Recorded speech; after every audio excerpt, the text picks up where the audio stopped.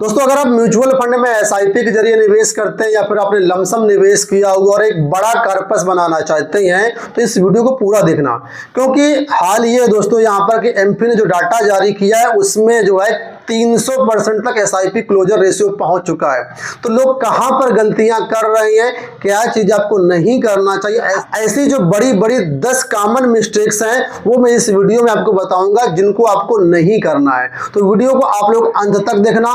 मुझे उम्मीद है कि अगर आप ये वीडियो अच्छे से देख लियो तो ये गलतियां आप करने से बच जाओगे और आप जो अच्छा पैसा म्यूचुअल फंड से बना पाओगे। तो देर न करते हुए शुरुआत करते हैं आज की वीडियो की।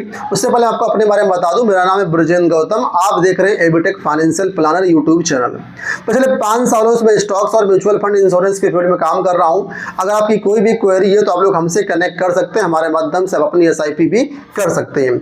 चलिए देर न करते हुए शुरू करते हैं आज का वीडियो। देखिए, सबसे पहले दोस्तों, जब भी आप म्यूचुअल फंड में निवेश शुरू करें तो यहां पर सबसे पहले आपका जो काम है वो ये है कि आपको अपने निवेश के लक्ष्य को पहचानना है और लक्ष्य के अनुसार ही आपको यहां पर निवेश करना है। कहने का मतलब यह कि अपना गोल सबसे पहले आपको डिसाइड करना है। अगर आप अपना गोल डिसाइड नहीं करेंगे तो फिर कैसे आप एसआईपी करेंगे, कैसे डिसाइड करेंगे कितने साल तक हमको एसआईपी करनी है, किस फंड में करनी है। तो ये सारी चीजें जो है इसी पर डिपेंड है। जब भी आदमी कोई काम करता है तो उसके पीछे कोई ना कोई एक ऑब्जेक्टिव होता है, एक उद्देश्य होता है। जैसे मैं वीडियो बना रहा हूं तो मेरा उद्देश्य यहाँ पर यह है कि आप लोगों को जागरूक करना। ऐसे ही अगर आप म्यूचुअल फंड में निवेश करते हैं तो आपका उद्देश्य कोई ना कोई एक होना चाहिए कि आप इस पैसे को किस पर्पज से काम में लाना चाहते हैं। आप बच्चों की हायर एजुकेशन के लिए निवेश कर रहे हैं या बच्चों की शादी के लिए निवेश कर रहे हैं या कोई आपको घर परचेज करना है, फ्लैट परचेज करना है, उसके लिए निवेश कर रहे हैं या अपने खुद के रिटायरमेंट के लिए निवेश कर रहे हैं। कोई ना कोई आपका एक गोल होना चाहिए। तो सबसे नंबर 1 कॉमन मिस्टेक यही है, ज़्यादातर लोग अपना गोल नहीं बनाते हैं और इसी वजह से समस्या में आकर के फंसते हैं। दूसरी बात, निवेश करने से पहले जब आपका गोल बन चुका है तो यहाँ पर आपको अपनी रिस्क प्रोफाइलिंग करनी होती है। रिस्क प्रोफाइलिंग का मतलब यहाँ पर यह है दोस्तों कि आपकी रिस्क एपेटाइट क्या है, आप कितना रिस्क ले सकते हैं।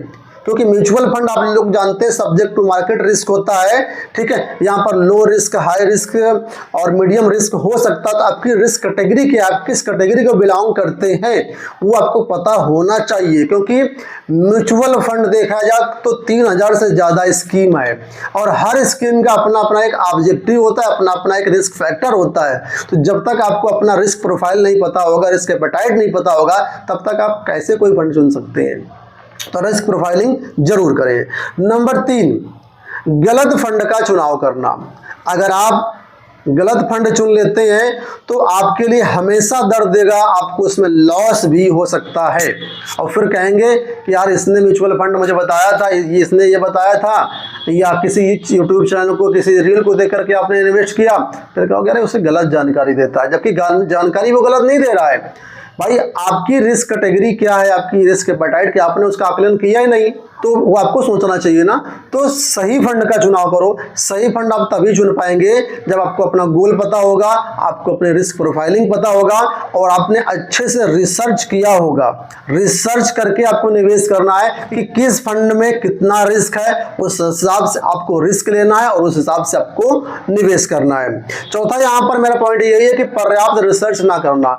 ज़्यादातर लोगों को मैंने देखा है कि लोग रिसर्च करते ही नहीं है। किसी दोस्त के कहने पर किसी से पूछ लिया, आपका कोई मित्र निवेश कर रहा उस प्लान में, आपने भी निवेश कर दिया, कोई रील देख करके निवेश कर दिया। इससे पैसा आपका नहीं बनेगा, इससे पैसा आपका डूबेगा। तो आप इसके लिए किसी एक्सपर्ट की मदद ले सकते हैं या फिर खुद निवेश करना चाहते हैं तो आप अच्छे से रिसर्च कर लीजिए। लोग रिसर्च नहीं करते, इसी वजह से लोगों का नुकसान होता है। 5वां पॉइंट दोस्तों यहाँ पर यह है कि निवेश करते समय आपको अपने पोर्टफोलियो को डाइवर्सिफाई करना है। अब डाइवर्सिफाई करने के लिए लोग क्या करते हैं, 10-10, 20-20 म्यूचुअल फंड की स्कीम बाई कर लेते हैं। इससे पोर्टफोलियो डाइवर्सिफिकेशन नहीं होता है।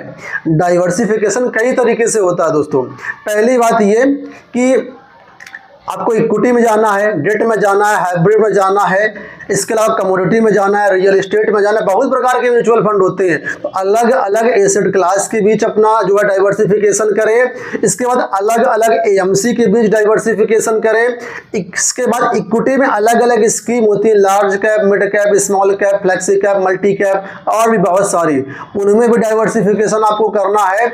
इसके बाद कंट्री में भी डाइवर्सिफिकेशन करना, ऐसा नहीं कि सारे के सारे इंडियन म्यूचुअल फंड ले लिए, बहुत सारे ऐसे म्यूचुअल फंड जो विदेश में फॉरेन में पैसा इन्वेस्ट करते हैं, तो ऐसे भी फंड को आपको यहाँ पर लेकर के चलना है अपने गोल और रिस्क के अनुसार। तो ये सब चीजें करेंगे तभी आपका एक हेल्दी पोर्टफोलियो बनेगा।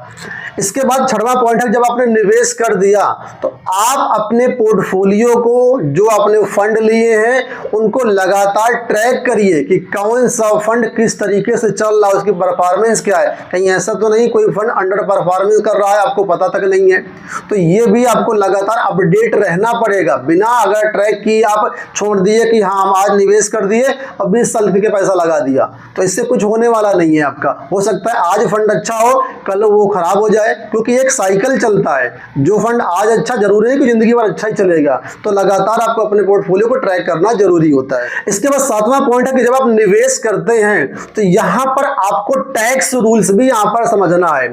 टैक्स अगर आप नहीं समझेंगे तो जब आप पैसा निकालेंगे उस समय फिर आपको टैक्स बहुत ज्यादा भरना पड़ सकता है, फिर आपको तकलीफ होगी। तो टैक्स पहले से ही समझ लीजिए, क्योंकि म्यूचुअल फंड में टैक्स लगता है। शॉर्ट टर्म कैपिटल गेन होता है तो यहां पर जो है 20% टैक्स आपको देना होता है, और अगर आपको लॉन्ग टर्म कैपिटल गेन लगता है तो आपको 1.25 लाख प्रॉफिट निकाल के फिर आपको 12.5% टैक्स देना होता है। तो टैक्स को समझना जरूरी है। अगर आप टैक्स के बारे में डिटेल से जानना चाहते हैं तो एक मैंने वीडियो बनाया हुआ अलग से, लिंक आपको यहां पर आई बटन पर मिल जाएगा, उसको क्लिक करके आप जरूर देख लेना।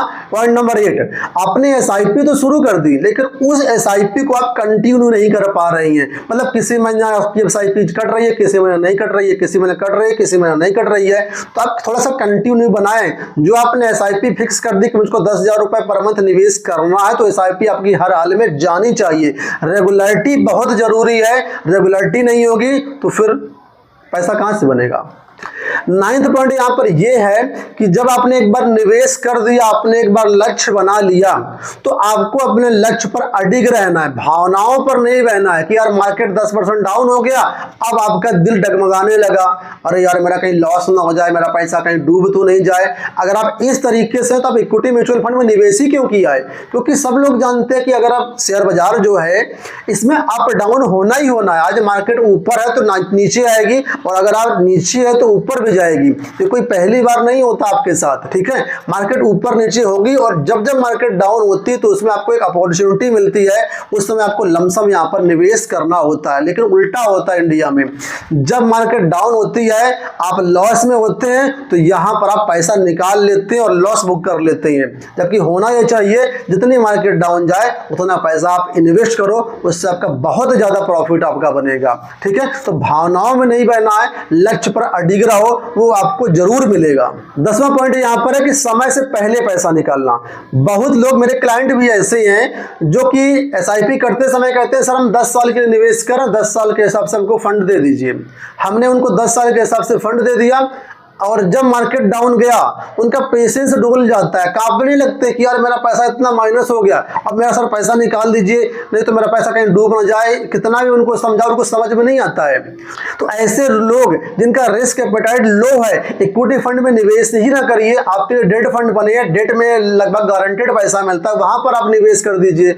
इसलिए गोल के साथ अड़े रहो, गोल के साथ अडिग रहो, एसआईपी करते रहो, पैसा ऑटोमेटिक बन जाएगा आपका। तो समय से पहले पैसा निकालोगे तो लॉस होना पक्का है, ये बात आप सुनिश्चित कर लीजिए। तो सारी चीजों को समझते हुए आप जो यहाँ पर निवेश करिए। तो दोस्तों ये थे आज के 10 पॉइंट जिनको आपको समझ करके ही निवेश करना है। अब लास्ट में आपको बोनस टिप जरूर दूंगा कि जब भी आप एसआईपी में निवेश करें, म्यूचुअल फंड में निवेश करें, तो ध्यान से देख लें कि मेरे पास कितना फंड है और कितना मुझे पैसा निवेश करना चाहिए। गोल के हिसाब से, लक्ष्य के हिसाब से आप निवेश करिए, उससे अधिक पैसा निवेश मत करिए। क्योंकि अगर आपको लगता है कि आपकी कैपेसिटी 10,000 रुपए निवेश करने की है।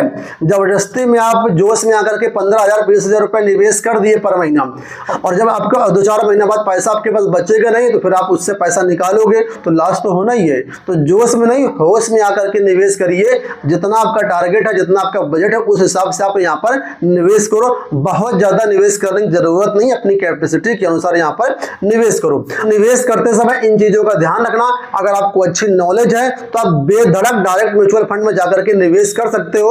अगर आपको नॉलेज नहीं है फिर भी आप SIP के माध्यम से, म्यूचुअल फंड के माध्यम से बहुत अच्छा पैसा बनाना चाहते हैं तो आप किसी एडवाइजर के माध्यम से निवेश करें। अगर हमारे माध्यम से निवेश करना चाहते हैं तो इस नंबर पे हमें कांटेक्ट कर सकते हैं। उम्मीद करूंगा वीडियो आपको पसंद आया होगा। इसी तरह के वीडियोस देखने के लिए चैनल को सब्सक्राइब कर लीजिए, वीडियो को लाइक जरूर कर देना, और कोई अगर आपको क्वेश्चन हो तो कमेंट बॉक्स में पूछ लेना। इस वीडियो में इतना ही, धन्यवाद।